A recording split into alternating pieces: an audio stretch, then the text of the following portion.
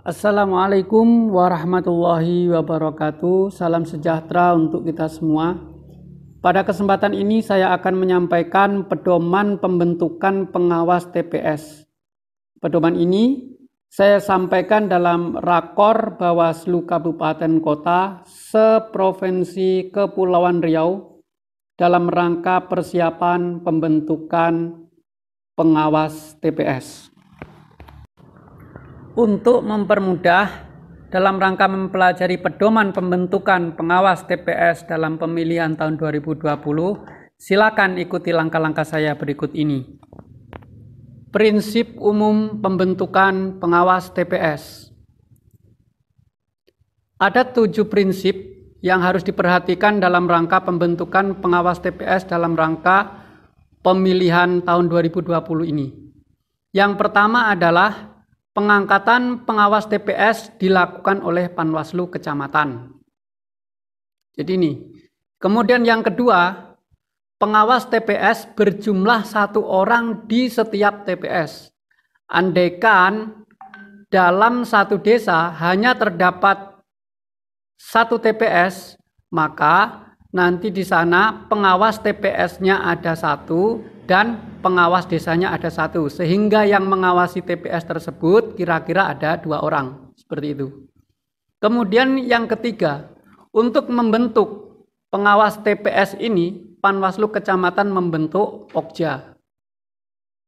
Terus prinsip yang keempat, hari pembentukannya adalah hari kalender, sehingga hari Sabtu Minggu kemungkinan masih dilakukan prosesi pembentukan. Terus yang kelima, prinsipnya adalah waktu pelaksanaannya sesuai dengan jadwal. Jadwalnya adalah seperti ini.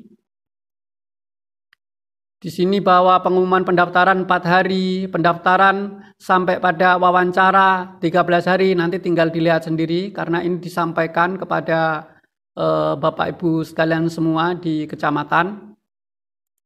Kemudian prinsip selanjutnya yang keenam adalah memperhatikan keterwakilan perempuan, yaitu 30% dalam satu wilayah kecamatan.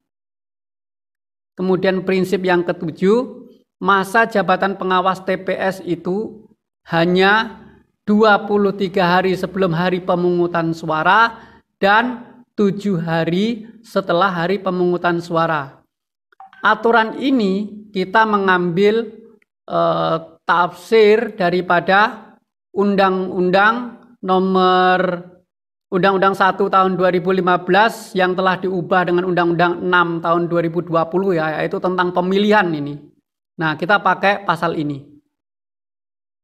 Jadi pengawas TPS dibentuk 23 hari sebelum hari pemungutan suara pemilihan dan dibubarkan 7 hari setelah hari pemungutan suara pemilihan.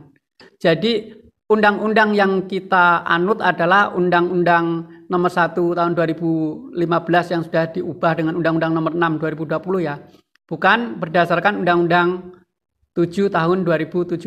Kalau Undang-Undang 7 tahun 2017 ini tafsirannya pengawas TPS bisa menjabat lebih dari 1 bulan. Tapi kalau Undang-Undang 6 tahun 2020 ini pengawas TPS hanya menjabat paling sedikit dan paling banyak 30 hari. Artinya pas 30 hari.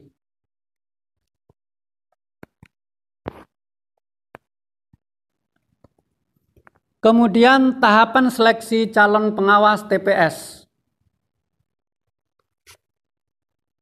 Dari mulai pengumuman sampai pelantikan itu kira-kira durasinya 48 hari, jadi lebih dari 1 bulan. Di mana pengumuman itu dimulai dari tanggal 30, yaitu jatuhnya pada hari Rabu. Nanti pelantikan itu pada tanggal 16 November tahun 2020. Kira-kira durasinya kalau dimulai dari tanggal 30 September sampai tanggal 16 November tahun 2020 itu 48 hari.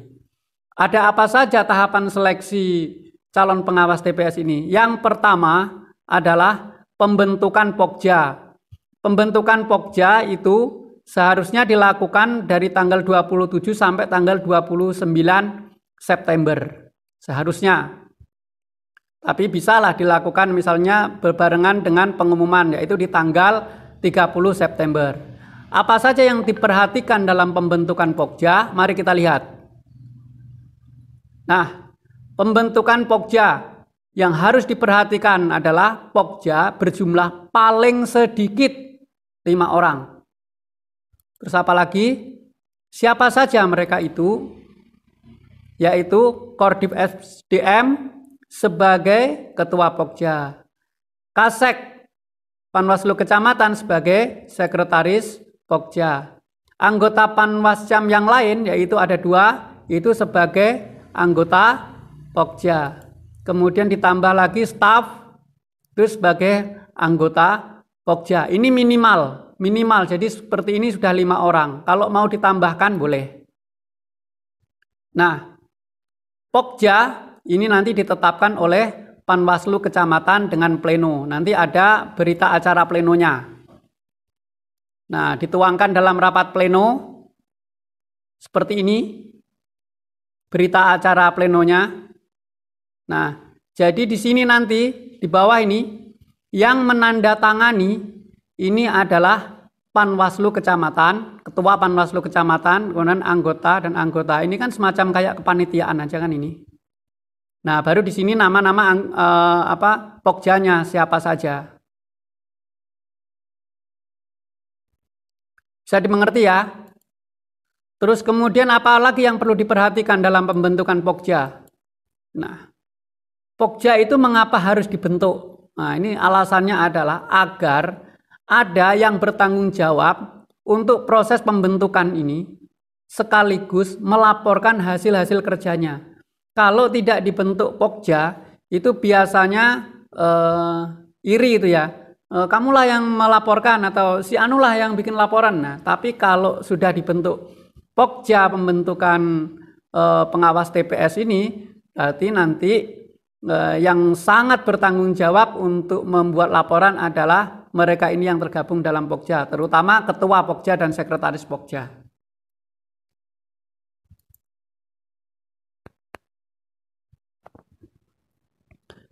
Tahapan yang selanjutnya yaitu ada pengumuman pendaftaran, yang mana hal tersebut dilakukan sejak tanggal 30 September tahun 2020 sampai tanggal 2 Oktober alias 3 hari. Apa saja yang perlu diperhatikan dalam pengumuman pendaftaran? Mari kita lihat. Pengumuman pendaftaran ini ketentuannya adalah 1, nanti memuat lampiran 2 secara utuh. Lampiran 2 secara utuh itu adalah ini. Jadi dulu pernah kejadian. Nah, ini kan ada 3 lembar, tapi yang diumumkan itu 2 lembar. Makanya ini mesti hati-hati ini mengumumkannya. Harus 3 lembar diumumkannya. Yang ditempel itu 3 lembar sehingga akan memahamkan publik. Kalau misalnya yang ditempel cuma 2 lembar kan tidak memahamkan publik, atau mungkin bahkan cuma 1 lembar. Karena dulu saya pernah, saya melihat sendiri beritanya, itu jadi yang terumumkan itu cuma 1 lembar. Karena apa? Karena untuk memuat di media massa pada saat itu tuh mahal. Jadi mungkin 3 ini tidak termuat semua, sehingga yang termuat hanya 1. Ketika yang termuat hanya 1 lembar ini kan tidak bisa memahamkan banyak orang. Nah, jangan sampai seperti itu. Sehingga nanti yang ditempel-tempel, yang ditaruh di laman Bawaslu Kabupaten maupun Bawaslu Provinsi harus 3, yaitu lampiran 2 ini secara keseluruhan. Terus apalagi yang perlu diperhatikan? Durasi waktu pengumuman. Nah, durasi waktu pengumuman tadi kan 3 hari. Sesuai dengan jadwal tadi kan 3 hari. Itu harus terus-menerus, berturut-turut. Tidak boleh misalnya mengumumkannya malam saja, kalau pas siang dicabut pengumumannya. Sehingga apa? Sehingga orang yang mau melamar itu tidak tahu atau tidak bisa memberikan informasi kepada semua orang akhirnya. Terus apa lagi yang perlu diperhatikan? Pengumuman itu harus dipantau terus. Jangan sampai misalnya ada oknum yang mencopot, tapi pengumuman itu tidak diperbarui lagi. 3 hari tersebut waktunya Panwas kecamatan, Panwas kelurahan desa untuk membantu memantau. Jangan sampai ada oknum yang mencopot. Kalau misalnya dicopot ya diperbarui lagi pengumumannya. Oke, lanjut. Di mana pengumuman itu harus dituangkan? Nah, Bawaslu RI juga mengumumkan di laman Bawaslu RI. Bawaslu Provinsi juga mengumumkan di laman Bawaslu Provinsi. Bawaslu Kabupaten juga mengumumkan di laman Bawaslu Kabupaten Kota. Nah, untuk kantor Panwascam dan kantor kecamatan itu ditempel ya, ditempel. Syukur kalau misalnya ada lamannya juga bisa dimasukkan dalam laman Panwaslu kecamatan. Dan kantor kelurahan desa itu juga ditempel karena pengawas desa kelurahan itu tidak memiliki kantor ya, jadi cukup ditempelkan di desa kelurahan dan di sekretariat RT, RW seperti itu. Catatannya apa? Bawaslu Provinsi maupun Bawaslu Kabupaten Kota dapat mengumumkan melalui media massa cetak sepanjang apa? Sepanjang anggarannya tersedia. Oke. Tahapan selanjutnya yaitu ada pendaftaran, pemeriksaan, dan wawancara. Ada apa saja di sana? Mari kita lihat di pendaftaran. Oke, pendaftaran, pemeriksaan berkas, dan wawancara. Prinsipnya adalah wawancara dapat dilakukan pada hari yang sama dengan catatan berkas pendaftaran peserta sudah lengkap dan sah berkasnya tersebut. Kemudian Panwascam dapat menunjuk PKD untuk melakukan wawancara dengan menggunakan surat tugas. Jadi di sini bahasanya dapat dilakukan oleh Panwascam sendiri maupun PKD dengan menggunakan surat tugas bagi PKD ST, bagi pengawas kelurahan desa yang mendapat surat tugas. Nah, tahapannya bagaimana? Ini pendaftar, mendaftarkan ke Pokja, ini yang langsung ke kecamatan ya. Pendaftar, mendaftarkan ke Pokja, Pokja menerima berkas pendaftaran calon, kemudian apabila lengkap, maka Pokja memberikan lampiran checklist. Lampiran checklist yang ini ya, supaya mudah saya tunjukkan. Lampiran checklist yang ini loh, yang ada 7 berkas atau 6 berkas nanti. Ada 7 berkas atau 6 berkas, ini yang lampiran checklistnya. Setelah itu baru dilakukan wawancara. Jadi pendaftar mendaftarkan kepada Pokja, kemudian ketika sudah lengkap, maka Pokja memberi bukti checklist. Setelah diberi bukti checklistnya tersebut digunakan untuk wawancara. Nah, ada juga peserta yang mendaftar ke Pokja, tapi ternyata berkasnya tidak lengkap, maka langsung dikembalikan kepada pendaftar. Nah, diminta untuk melengkapi terlebih dahulu. Kalau sudah lengkap, baru bisa melakukan tahapan langsung diwawancara. Jadi pada prinsipnya bisa langsung diwawancara pada hari yang sama dengan pengumpulan berkas. Nah, kemudian yang ini adalah dalam rangka Panwascam memberikan surat tugas kepada PKD atau Panwas Kelurahan Desa. Maka prosesnya adalah mendaftar ke PKD yang mendapatkan surat tugas ya. Terus apabila sudah lengkap berkasnya, maka PKD memberikan lampiran kelengkapan ini, checklist kelengkapan tadi. Yang ini tadi ya, yang ini ya. Nih. Nah, setelah itu dia bisa langsung mengikuti wawancara. Nah, jadi wawancara yang dilakukan oleh PKD ini bisa dilakukan ketika dalam surat tugasnya tersebut menyebutkan bahwa PKD ini diberikan tugas untuk melakukan penerimaan berkas dan wawancara. Kalau 2 itu berarti nanti langsung bisa melakukan wawancara. Tapi dalam hal tidak menyertakan wawancaranya di dalam surat tugas tersebut, maka hanya cukup mengumpulkan berkasnya saja, kemudian yang mewawancarai adalah Panwas Kecamatan. Makanya perlu dipertimbangkan mana yang lebih mudah menurut Panwascam. Ini ya, lampirannya begini. Nah, menggunakan lampiran ini, di mana bunyinya adalah begini. Pada hari titik-titik, tanggal titik-titik, bertempat di titik-titik, kelompok kerja pembentukan calon anggota Panwaslu Kecamatan titik-titik. Panwaslu Kecamatan ini ya, memberikan penugasan kepada Panwaslu Kelurahan Desa untuk menerima berkas pendaftaran. Menerima berkas pendaftaran, ini ya. Terus, dan atau melakukan wawancara. Nah, kalau misalnya seperti ini kalimatnya, berarti nanti tugas daripada Panwaslu kelurahan ini, kelurahan desa ini langsung melakukan penerimaan berkas sekaligus melakukan wawancara. Nah, tetapi misalnya dalam hal surat tugas tersebut hanya berisi untuk penerimaan berkas saja, misalnya tanpa wawancara, tanpa ini misalnya, berarti nanti Panwas Kelurahan Desa ini tugasnya hanya mengumpulkan berkas daripada calon pengawas TPS saja, tidak usah melakukan wawancara. Begitu ya. Nah, terus kemudian apalagi yang perlu diantisipasi, yaitu bahwa pendaftaran ini bisa dilakukan secara online maupun secara offline. Kalau dilakukan secara offline alias langsung, berarti dengan memperhatikan protokol kesehatan COVID ya. Protokol kesehatan COVID itu apa aja sih? Ada di sini.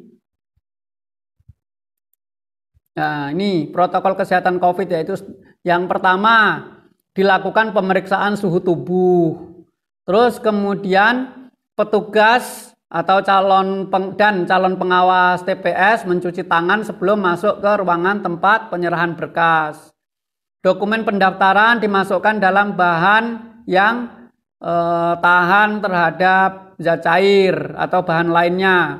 Jangan lupa menggunakan hand sanitizer dan melakukan penyemprotan disinfektan.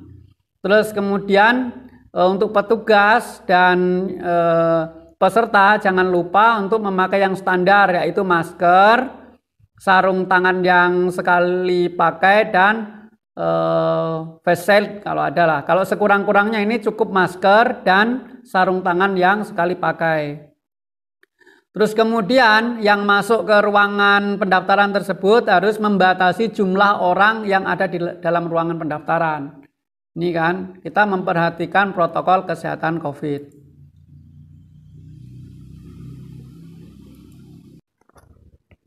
Kemudian dalam rangkaian yang ketiga ini ya, proses yang ketiga ini ada pemeriksaan berkas. Nah, pemeriksaan berkas ini ada 6 atau 7 berkas yang harus teman-teman periksa. Apa saja berkas yang harus teman-teman periksa kalau ada orang yang mendaftar? Yaitu 1, surat pendaftaran. Surat pendaftaran ya ada di lampiran nanti. Daftar riwayat hidup juga ada di lampiran. Fotokopi KTP elektronik ya. Terus pas foto berwarna 3x4 sebanyak 2 lembar.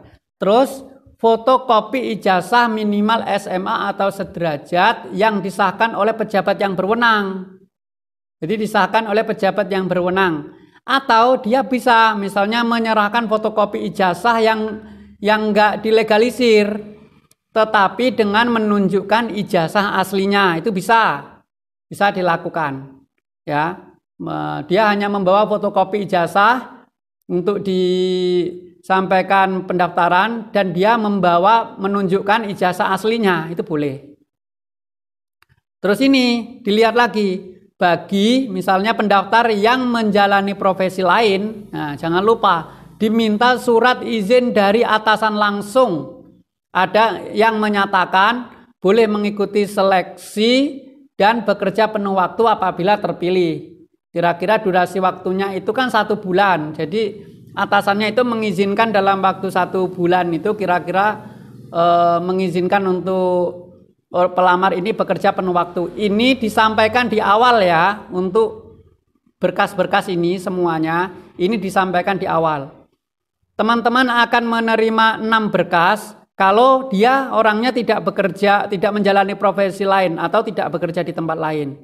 Tapi kalau misalnya pendaftarnya ini bekerja di tempat lain, berarti teman-teman akan menerima 7 berkas.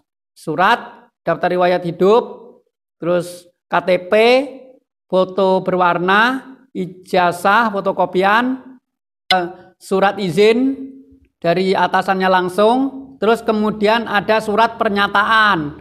Surat pernyataan itu berisi, ini surat pernyataannya nanti.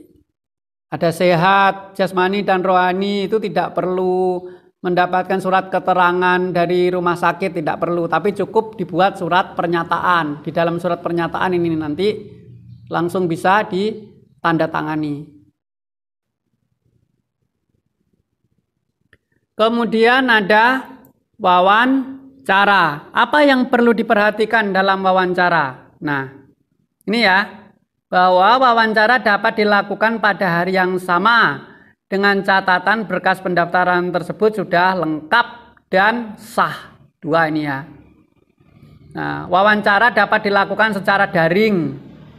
Jarak jauh ini ya, pakai HP lah minimal. Jangan sampai hanya sekedar WA atau SMS kayak gitu ya, itu bukan wawancara namanya. Minimal hanya menggunakan HP, minimal. Jadi kedengaran suaranya bahwa orang tersebut menjawab pertanyaan-pertanyaan dari kita secara langsung dalam hal dilakukan secara daring. Atau secara langsung, kalau langsung jangan lupa memperhatikan kesehatan COVID. Kalau daring itu tadi bisa dilakukan kalau apa? Kalau kondisi geografis dan jumlah pesertanya terlalu banyak. Materi wawancaranya itu seperti ini ya, bisa kita lihat di sini. Nah, ini ya, materi wawancaranya yaitu tentang kepemiluan, pengawasan pemilu, potensi pelanggaran dan pencegahan.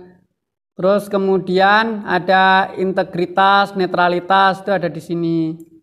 Terus kemudian ada komitmen kerja penuh waktu, ada pengetahuan lokal. Jadi bahan wawancaranya itu ada 4. Ini ya. Isinya ada 4 bahan wawancaranya itu. Nah, kalau rekap penilaian dapat menggunakan simulasi ini. Nah, simulasi ini artinya begini. Jadi satu materi ini kan yang disampaikan nanti dalam wawancara itu 4 materi ini. Di setiap satu materi ini Panwaslu Kecamatan itu menilai, melakukan penilaian. Ini Panwaslu Kecamatan 1 menilai, nih 1 menilai, misalnya ini Pak Ijo 25 nilainya. Nanti pas Panwaslu Kelurahan yang kedua dalam hal kepemiluan ini Pak Ijo ini dinilai 25 juga misalnya. Nanti terus di materi ini juga Panwas Kecamatan yang ketiga ternyata menilai 25 juga. Ini batas tertingginya adalah 1 sampai 25 ya, tiap-tiap materi. Tiap-tiap materi ini jadi 1 materi, 2 materi, 3 materi, 4 materi itu nilainya paling tinggi adalah 25 ya, 1 sampai 25. Jadi jangan sampai 0 gitu. Misalnya di materi komitmen kerja penuh waktu ini nanti kita lihat Pak Ijo ini dinilai 25. Misalnya si Panwaslu Kecamatan 1 menilai 25. Panwaslu Kecamatan 2 menilai 25 juga. Panwaslu Kecamatan 3 menilai 25. Wah, besar sekali nilainya. Nanti nilainya ini diakumulasi di sini. 25, 25, 25, 25, 25, semua 25. Di total semuanya adalah jumlahnya 300. Karena penilainya ini, Panwaslu Kecamatan yang menilai ini adalah 3 orang, maka 300 dibagi 3 sama dengan 100. Nilainya Pak Ijo ini berarti 100. Ini dalam hal yang melakukan penilaian ini adalah 3 orang. Panwas kecamatannya ini 3-tiganya menilai. Kalau dalam hal 2 orang bagaimana? Kalau dalam 2 orang begini. Misalnya Panwaslu Kecamatan 1 menilai, Panwaslu Kecamatan 2 menilai. Tapi yang Panwaslu Kecamatan 3 nggak menilai, ya nggak apa-apa. Nanti tinggal di belakangnya ini dibagi 2 karena yang menilai adalah 2 orang. Ya. Kayak Pak Ijo ini tadi misalnya yang 3 tadi nggak menilai, Panwaslu Kecamatan yang ketiga tidak menilai, tetap nilainya 100. Begitu juga kalau misalnya cuma 1 orang yang melakukan penilaian, misalnya katakanlah seperti menugaskan PKD untuk melakukan penilaian. Berarti kan yang menilai nanti kan PKD akan menilai sendiri orang-orang tersebut pada saat mewawancara. Nah itu cukup 1 ini yang menilai, nggak apa-apa. Nah nanti ininya dibagi 1 karena penilainya cuma 1 orang. Jadi yang menilainya ini cuma 1 orang. Jadi dibagi 1. Bisa dimengerti ya? Oke. Terus kemudian hasil akhir daripada penilaian wawancara dituangkan dalam lampiran ini. Nah, dituangkan dalam lampiran ini nanti. Kalau dituangkan dalam lampiran hasil penilaian wawancara ini, itu disusun berdasarkan peringkat. Ya, TPS misalnya ini. Satu desa itu melamar di 1 TPS, yaitu TPS 3. TPS 3, TPS 3, TPS 3 kan banyak ini. Nanti diperingkat di sini. Desa kelurahannya apa, TPS-nya sama kan? TPS 3 semua misalnya. Ini nanti diperingkat di sini berdasarkan peringkat. Laki-laki perempuannya tulis di sini. Total nilainya berapa sesuai dengan peringkat di sini. Terus ada tanggapan masyarakat atau tidak mengenai orang tersebut. Terus ID registrasinya berapa? Ditaruh di sini. Oke ya, bisa dimengerti ya. Kemudian yang selanjutnya adalah perpanjangan pendaftaran. Perpanjangan pendaftaran ini ada 2 kali. Perpanjangan pendaftaran pertama, nih ya. Nah, nih. Perpanjangan pendaftaran pertama itu dilakukan pada tanggal 15 Oktober tahun 2020. Nah. Kemudian perpanjangan kedua itu dilakukan tanggal 19 Oktober tahun 2020.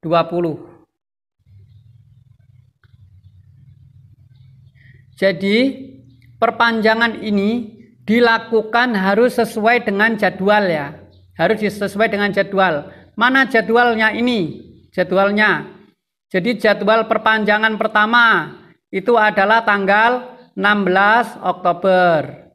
Terus kemudian jadwal pengumuman perpanjangan kedua yaitu tanggal 20 Oktober. Ini ya. Nah, pelaksanaan perpanjangannya ini sangat panjang ini dari 16 Oktober sampai tanggal 26 Oktober. Panjang ini, sekitar 10 hari ini kalau nggak salah. Lah, apa yang perlu diperhatikan? Perpanjangan ini dilakukan ketika di waktu perpanjangan pendaftaran ini, yakni di tanggal 16 Oktober tahun 2020 itu pendaftarnya di TPS tersebut belum mencapai 2 orang. Jadi pendaftarnya baru 1 orang atau bahkan masih 0 pendaftarnya. Maka nanti dilakukan perpanjangan langsung di tanggal 16 Oktober ini. Dilakukan perpanjangan sampai tanggal 19 Desember. Nah, ternyata pas tanggal 19 Desember ini misalnya pendaftarnya baru 1 atau mungkin masih 0 lagi. Ya udah di tanggal 20 Oktober ini dilakukan perpanjangan yang kedua. Intinya perpanjangan itu dilakukan ketika di tanggal masa perpanjangan pendaftaran ini itu pendaftarnya masih kurang dari 2. Pokoknya kalau kurang dari 2 di tanggal ini langsung diperpanjang. Kemudian di tanggal perpanjangan yang kedua ini, di tanggal tersebut ketika masih belum pendaftarnya masih belum 2 orang, berarti perpanjang lagi sampai tanggal 26. Kalau ketika misalnya sampai tanggal 26 masih belum ada, nanti ada alternatifnya. Apa yang perlu diperhatikan pada saat perpanjangan? Apabila terjadi perpanjangan, yaitu Panwascam langsung melakukan talent hunting. Talent hunting itu apa? Menjumpai calon-calon potensial. Calon-calon potensial itu siapa? Masyarakat yang memenuhi syarat sebagai pengawas TPS. Misalnya apa? Saudara kita, oh dia ternyata ijazahnya dan usianya mencapai, udah kita langsung deketin aja lah. Nah, tapi tetap dengan syarat dia harus memiliki lengkap persyaratan dan juga syarat-syarat yang lengkap, yang sah. Tidak boleh misalnya karena tidak ada pendaftarnya, lalu ada orang yang mendaftarkan diri tapi tidak memiliki persyaratan atau misalnya persyaratannya tidak sah kita terima, tidak. Walaupun kita talent hunting itu tetap memperhatikan kelengkapan berkasnya ini, yaitu lengkap dan sah. Itu ya. Jadi orang-orang yang kita terima ini adalah orang-orang yang benar-benar memenuhi syarat. Itu. Jadi ketika pada saat perpanjangan dilakukan, yang perlu kita perhatikan langsung kita ini, mencari orang-orang yang potensial nih, siapa tahu mau mendaftar. Gitu. Terus apalagi yang perlu kita perhatikan dalam perpanjangan? Nah, bila telah dilakukan 2 kali perpanjangan, TPS tersebut masih kurang dari 2 orang pendaftarnya. Maka tahapan selanjutnya apa? Kan dijadwalkan pengumuman calon terpilih. Ya sudah, kita langsung umumkan calon terpilih saja. Berarti kalau misalnya yang daftar cuma 1 misalnya, ya sudah dia yang terpilih sendirian ketika sudah memenuhi syarat dan sudah lengkap. Ini tadi ya, lengkap dan sah tadi berkasnya. Cuma 1 ya sudah ditetapkan gitu. Atau kalau misalnya masih 0 ya sudah, nggak apa-apa. Kita tetap mengacu ke tahap selanjutnya, yaitu pengumuman calon terpilih. Gitu ya. Yang selanjutnya calon terpilih ini kan calon ya, calon terpilih. Yang selanjutnya diminta masyarakat untuk melakukan tanggapan terhadap calon terpilih tersebut. Ini masih calon, belum orang-orang yang terpilih ini. Terus kemudian apalagi yang perlu diperhatikan? Nah, ini apabila terdapat TPS yang belum memiliki calon pengawas yang memenuhi syarat sampai masa perpanjangan berakhir, Panwaslu Kecamatan memilih calon dari TPS lain yang memiliki pendaftar lebih dari 1 orang.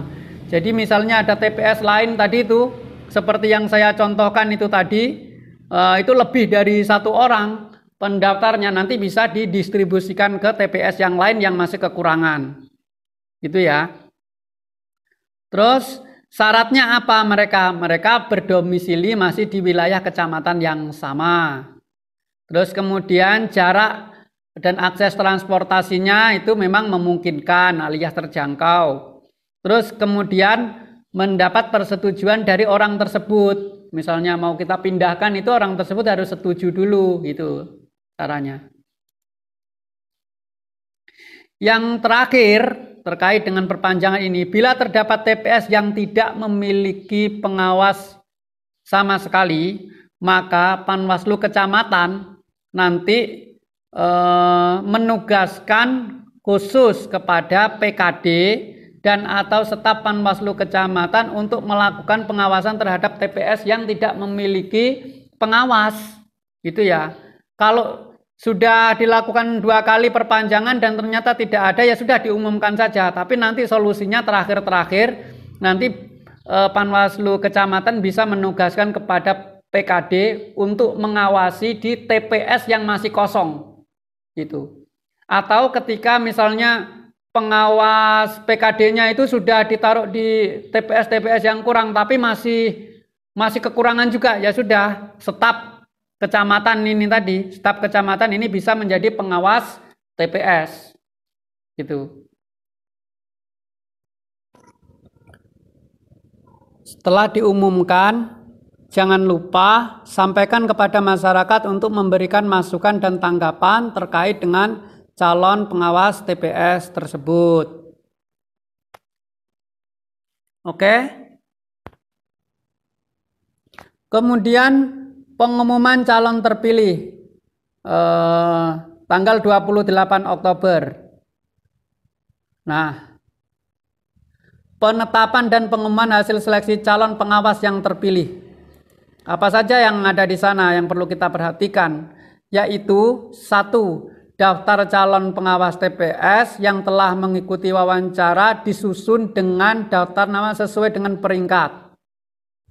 Ini tadi ya, ini tadi disusun berdasarkan peringkat.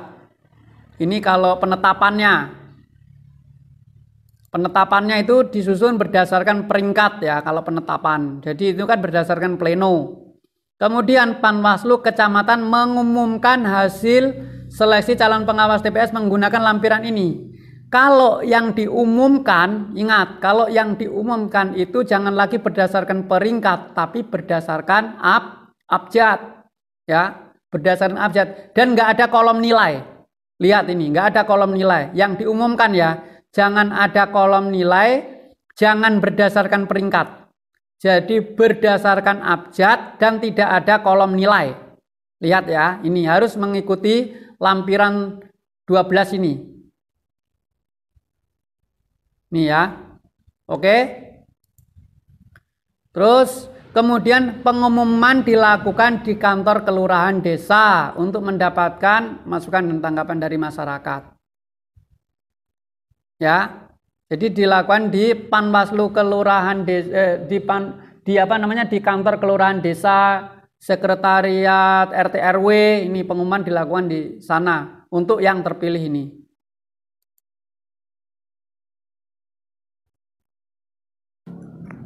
Tahapan yang selanjutnya yaitu tanggapan dari masyarakat.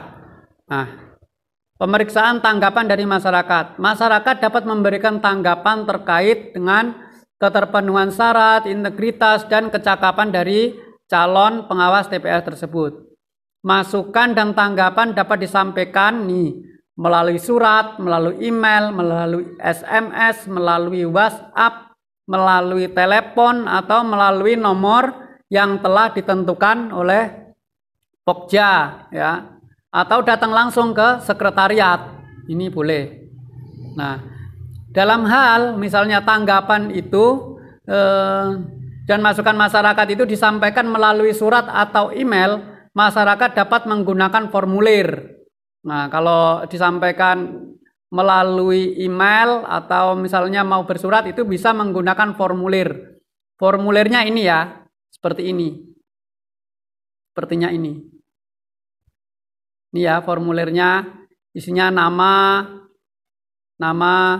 nomor identitas KTP daripada yang itu memberi tanggapan, jenis kelamin, pekerjaan, dan sebagainya ini. Ini formnya. Nah, kalau misalnya tanggapan dari masyarakat yang melalui SMS atau WhatsApp tersebut tidak menggunakan form itu, maka nanti Panwascam menginput masukannya tersebut pada lampiran ini tadi. Jadi diinput sendiri oleh Panwaslu Kecamatan. Lampiran tersebut tadi ya bisa di-download di sini. Bisa di-download atau di lampiran ini, lampiran 13 ini juga boleh. Oke ya. Tanggapan dan masukan dari masyarakat itu disertai dengan identitas yang jelas yang masih berlaku. Artinya begini Bapak Ibu sekalian, kalau misalnya yang memberikan tanggapan tersebut tidak menyertakan identitas yang jelas alias surat kaleng, maka tidak perlu diberikan tanggapan. Cukup diselidiki apakah benar atau tidak orang yang diberikan tanggapan atau masukan tersebut. Gitu. Jadi artinya kalau misalnya tidak disertai dengan identitas yang jelas, tidak wajib dilakukan proses berikutnya. Untuk penyelidikan nggak masalah, tapi tidak wajib sifatnya untuk melakukan proses selanjutnya kalau yang melaporkan ini tidak menyertakan identitas yang jelas. Yang keenam yaitu Pokja menjaga kerahasiaan identitas masyarakat yang memberikan masukan dan tanggapan. Orang yang sudah memberikan masukan dan tanggapan tadi setelah memberikan identitasnya, maka Pokja ini wajib merahasiakan nama tersebut. Nah, poin yang terakhir adalah Pokja wajib ini melakukan klarifikasi atas tanggapan dan masukan dari masyarakat yang disertai dengan identitas. Gitu. Oke ya, bisa dimengerti ya. Di sini setelah ada tanggapan dan masukan dari masyarakat, ada waktu untuk melakukan klarifikasi. Selama berapa? 4 sampai 6 November, artinya 3 hari di sana. Nah, setelah melakukan klarifikasi, ada masa tenang. Masa tenangnya itu 4 hari. Jadi setelah 6 November itu ada masa tenang sampai 11 November. Baru 11 November ini diumumkan calon-calon yang terpilih. Nah, di masa tenang ini Bapak Ibu sekalian bisa melakukan klarifikasi yang agak panjang, terus kemudian bisa melakukan rapat pleno di sini. Nah, kemudian setelah 6 November ini diumumkan pengawas TPS yang terpilih, masih ada jeda waktu lagi yang panjang untuk melakukan pelantikan, yaitu pelantikan harus dilakukan di 1 hari, yaitu di 16 November ini. Karena apa? Karena masa bakti atau jabatan daripada pengawas TPS itu hanya 1 bulan, hanya 30 hari, tidak boleh kurang dan tidak boleh lebih, yaitu harus dilantik di 16 November ini. Nah, sampai berhenti nanti setelah 7 hari setelah hari pemungutan suara ya. 7 hari setelah hari pemungutan suara.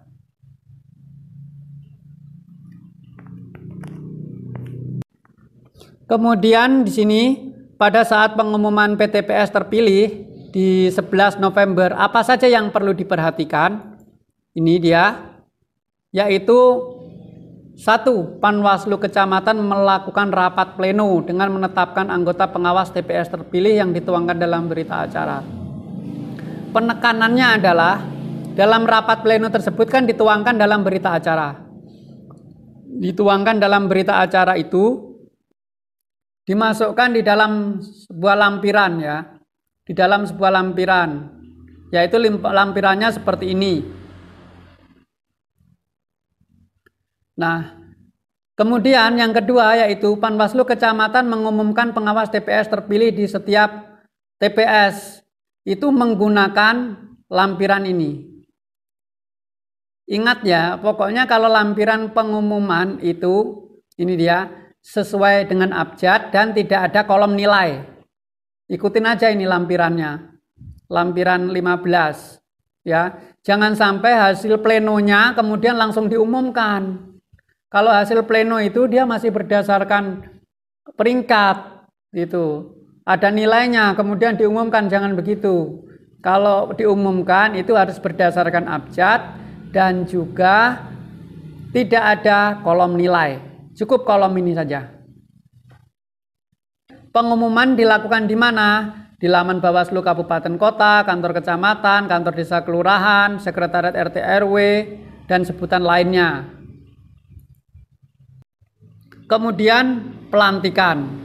Nah, ini pelantikan seperti biasa dilakukan pelantikan dengan menggunakan sumpah ya. Nanti Bapak Ibu sekalian bisa menggunakan ini ya, lampiran 16 ini, sumpah atau janji pengawas TPS.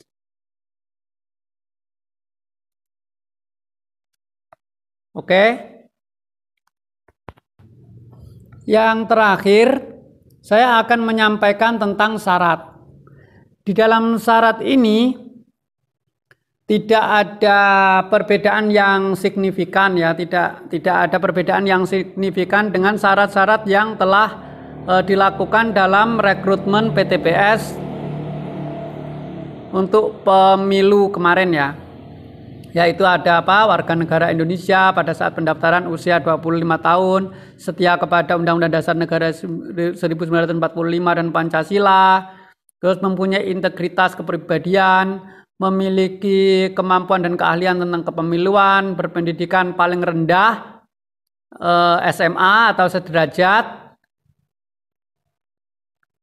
terus kemudian mampu secara jasmani atau rohani. Nah, mampu secara jasmani atau rohani itu untuk saat ini tidak lagi diminta surat keterangan ya, tapi cukup surat pernyataan yang ada di keterangan surat pernyataan itu. Yang ada di dalam lampiran surat pernyataan itu. Jadi tidak perlu surat keterangan dari puskesmas atau rumah sakit, tapi cukup surat pernyataan. Terus mengundurkan diri dari keanggotaan partai politik 5 tahun terakhir, mengundurkan diri dari jabatan politik sama ya dengan yang dulu ya, tidak pernah dipidana penjara selama 5 tahun, bersedia bekerja penuh waktu yang dibuktikan dengan surat pernyataan, nanti pakai surat pernyataan. Terus kemudian yang berbeda adalah ini, yang pertama bersedia untuk melakukan pemeriksaan rapid test atau swab nanti yang akan diselenggarakan oleh Dinas Kesehatan yang bekerja sama dengan Bawaslu. Jadi ketika itu dilakukan maka dia harus bersedia.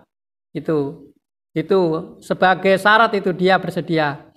Terus selain itu nanti bisa jadi bukan hanya rapid test atau swab test, tapi di daerah-daerah tertentu karena tidak ada rapid test dan swab test mungkin dengan cara yang lain. Tapi intinya itu dilakukan oleh Bawaslu yang bekerja sama dengan Dinas Kesehatan.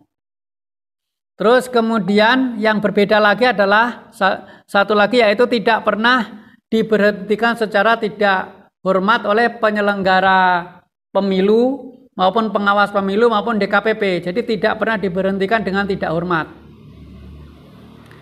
Nah, satu lagi yang berbeda adalah bagi yang memiliki profesi lain. Bagi yang memiliki profesi lain, yaitu wajib mendapatkan surat izin dari atasan langsung yang menyatakan bahwa boleh diizinkan untuk bekerja penuh waktu apabila terpilih. Intinya itu. Jadi dari sisi syarat cuman ada 3 hal ini yang membedakan. Selain itu sama. Mungkin 4 hal ya. Yaitu yang terkait dengan mampu secara jasmani dan rohani ini. Ini beda ini. Kalau dulu dia pakai surat keterangan, kalau sekarang cukup surat pernyataan. Nah, itu saja. Nah, nanti yang terakhir ada juknis tersendiri terkait dengan pelaporan. Ini saya kira cukup sekian dan terakhir selesai. Terima kasih. Wallahul muwaffiq ila aqwamit thoriq. Assalamualaikum warahmatullahi wabarakatuh.